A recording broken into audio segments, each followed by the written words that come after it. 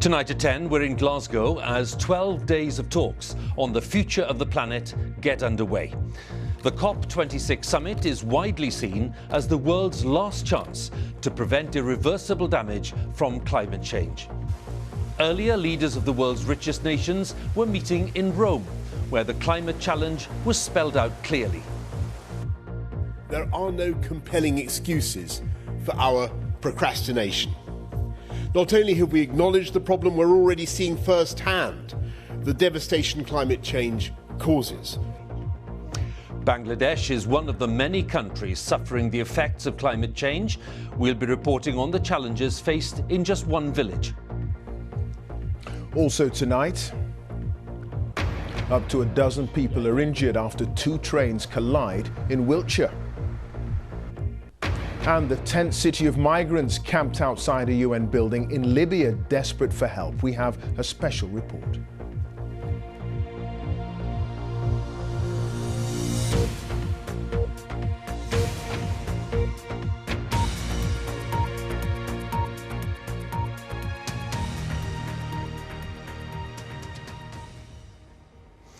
Very good evening from Glasgow, where the long-awaited climate summit called COP26 has opened today. World leaders, prominent scientists and advisors are ready for 12 days of discussion with one principal aim: to get the world to commit to reduce carbon emissions and to avoid a climate catastrophe. Already today, there's been a taste of the problems ahead. The world's richest nations, the G20, met in Rome, where leaders were accused of failing to make the necessary commitments. Boris Johnson admitted that the pledges made were too vague and not enough. The United Nations Secretary-General said today that the time for diplomatic niceties was over and that the summit here in Glasgow was the last hope. We start tonight with our political editor Laura Kuensberg on events in Rome. A Roman Sunday stroll. A stylish canine seems the perfect accessory among the ancient alleys.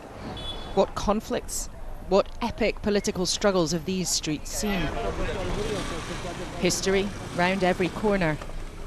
Then spot 15 of the most powerful leaders in the world taking in the sights. A coin in the famous fountain to guarantee a wish. But it might take more than tradition to stop the UK and France pulling away.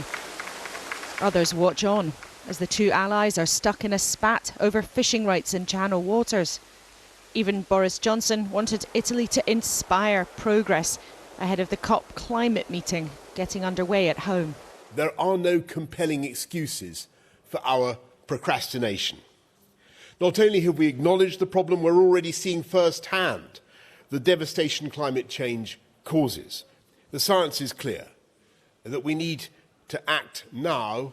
What chance do you think you really have of making progress with 200 countries in Glasgow when you haven't made enough progress with 20 countries here, and you don't seem able to sort out the question of a few dozen fishing permits with one of your closest allies, with the French? I think that the chances of progress in Glasgow are exactly as I've said, Laura. I think they depend on the will, the courage, the leadership of everybody in the room. On fish, I've got to tell you the position is unchanged. I must say I was puzzled to read a letter from the French Prime Minister explicitly asking for Britain to be punished for leaving the EU. Number 10 says it's all up to France to fix and withdraw their threats.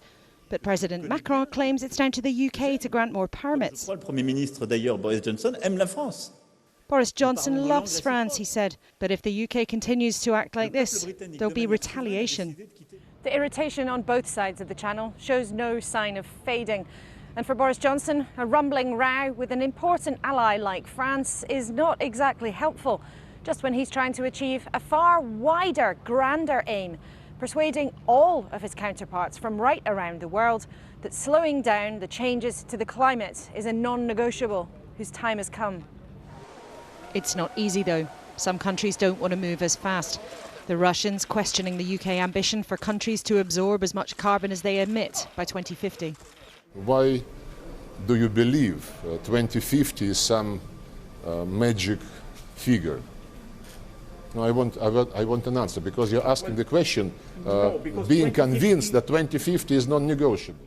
But the Prime Minister has regal backing. And for the heir to the throne, it's been a moment long in the making.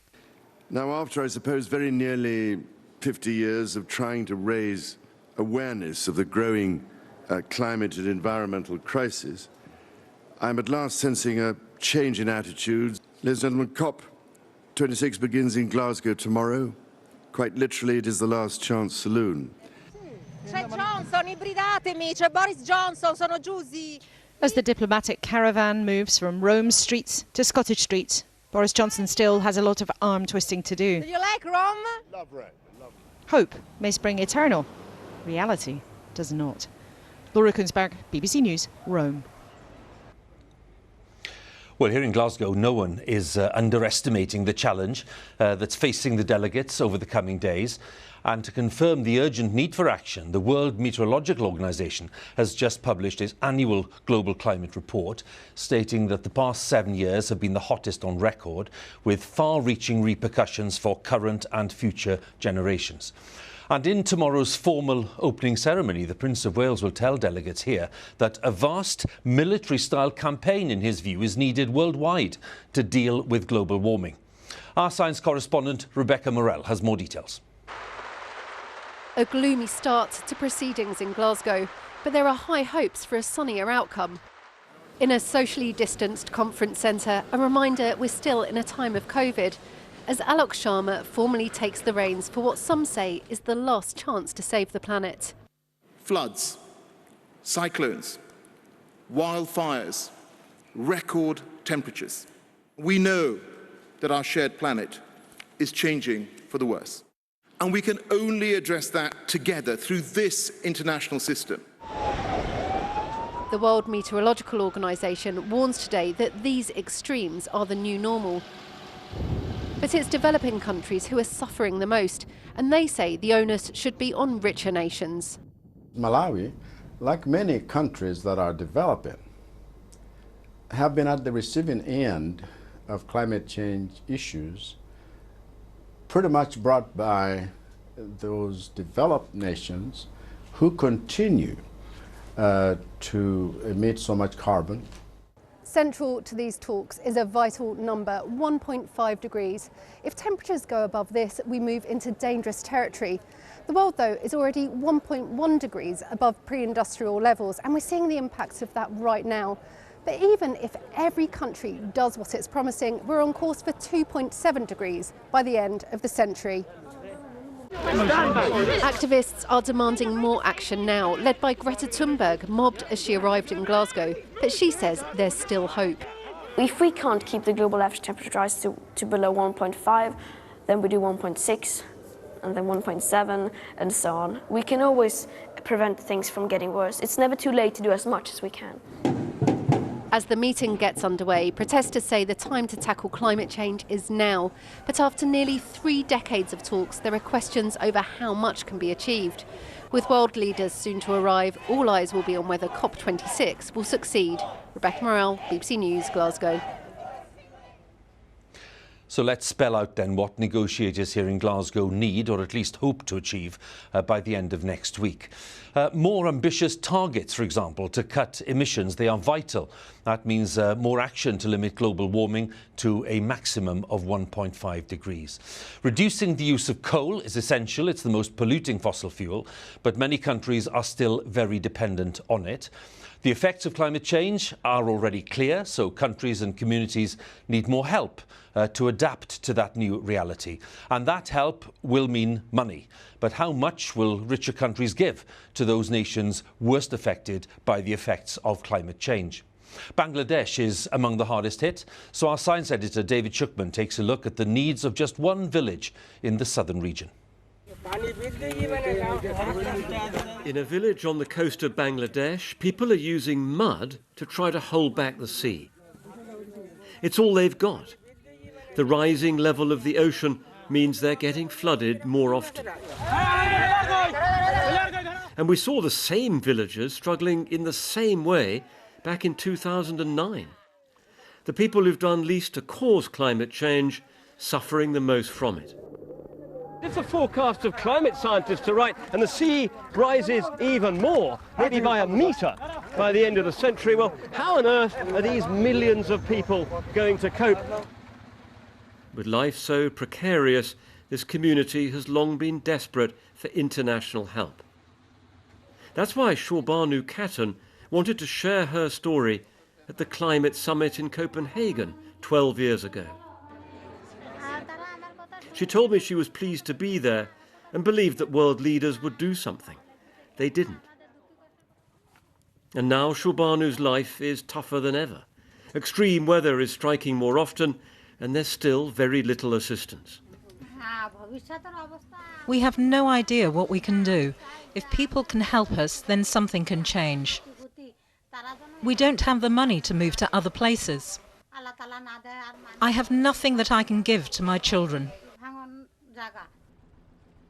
Along some stretches of coast, there are now rows of sandbags to try to keep the sea at bay. And a new school provides shelter during cyclones. But fresh water is harder to find. Most supplies are contaminated by the rising sea. More than a decade ago, developing countries were given a promise that by now they'd be getting $100 billion a year in climate aid. Well, here we are at the Glasgow summit, and that promise still hasn't been fulfilled. The 100 billion was just a promise that is not being kept, and its importance is that leaders who made the promise are not keeping their promise, and therefore these leaders have no credibility. Back in Bangladesh, Shorbanu says she doesn't want her children and grandchildren to suffer more than she has. But they're facing a hotter and more hostile climate, so there's real pressure for the talks in Glasgow to get somewhere. David Schuckman, BBC News. It's a fact, of course, that no global plan to tackle climate change can work without the cooperation of those two giants, China and the United States. China is responsible for more than a quarter of the world's total emissions of greenhouse gases. And next on the list is the US. So let's talk about the US and China. Our North America editor, John Sopel, is in Rome, where that G20 meeting happened earlier today. We'll talk to him in a second.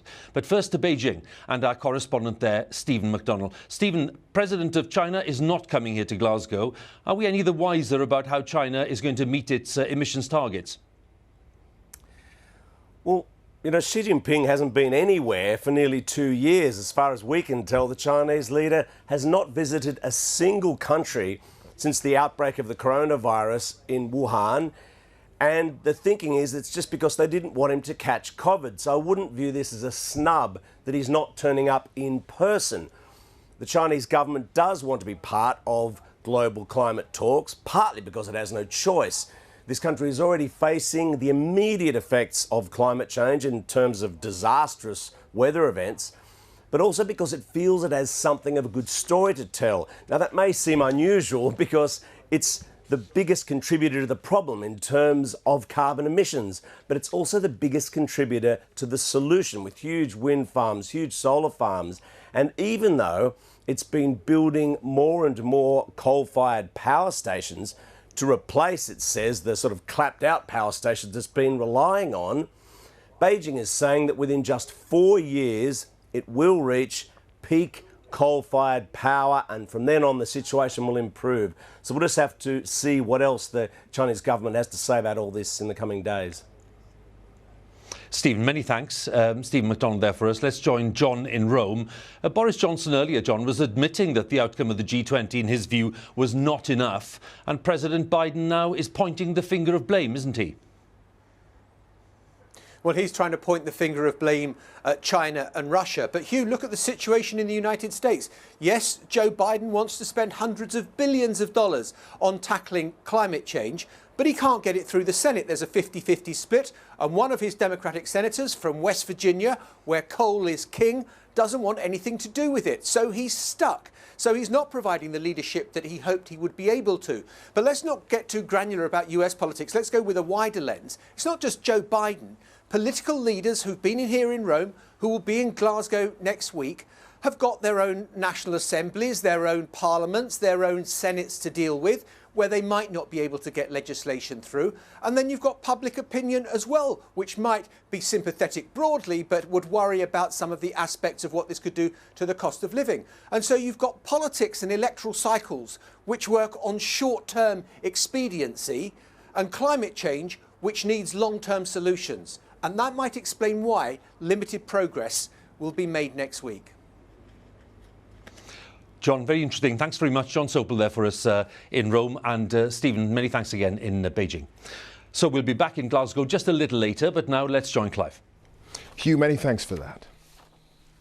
Now, British Transport Police say a number of people have been injured after a crash involving 2 trains in Wiltshire this evening. It happened near Salisbury around 7 o'clock when a train carriage was reportedly derailed after hitting an object on the line, knocking out all signalling in the area. It was then hit by a second train.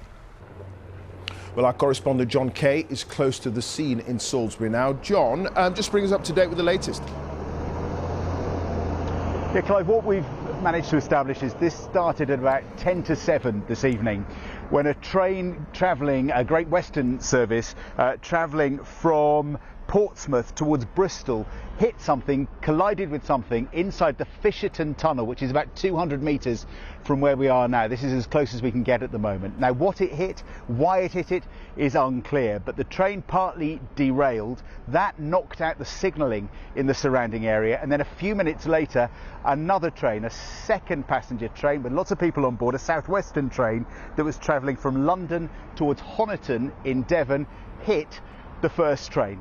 Now, passengers have described what happened. They said there was darkness, there was flashing lights, juddering noises, and then this kind of calm and silence while people just had to wait in the dark for the emergency services to turn up. They declared this a serious incident. We understand 12 people, around 12 people injured and brought to a church hall here for treatment. Some have been taken to hospital. We understand the driver of one of those trains was more seriously injured, but British Transport Police have confirmed in the last few minutes that nobody has been killed.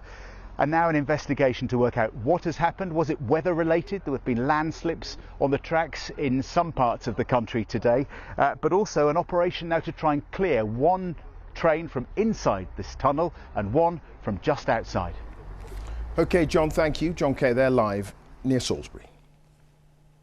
3 people have died and another is in a critical condition in hospital after a group of paddleboarders got into difficulty on a river in Wales. 5 people were rescued from the water uninjured. Severe rain had led to turbulent conditions on the river Clyde, and police have begun an investigation. The government's latest coronavirus figures for the UK show there were just over 38,000 new infections recorded in the latest 24-hour period, which means on average there were 40,580 new cases reported per day in the last week. There were 74 deaths, that's of people who died within 28 days of a positive COVID-19 test. On average, in the past week, 157 related deaths were recorded every day. Now, Libya is the main hub for migrants and refugees hoping to cross from Africa to Europe via the Mediterranean, and thousands were detained at the beginning of the month in a crackdown by the Libyan authorities. But detention centres are dangerously overcrowded, with migrants living in appalling conditions. And after a recent mass breakout, guards shot dead 6 people. Many of those who did escape are now living on the streets outside a United Nations compound. Our international correspondent Orla Guerin reports now from the capital Tripoli, and a warning: her report contains some distressing images. Consigned to the cold, hard ground, many who dream of reaching Europe. As the sun rises, some stir awake among the piles of rubbish, discarded as they seem to be. Time to face another day of hunger and worry.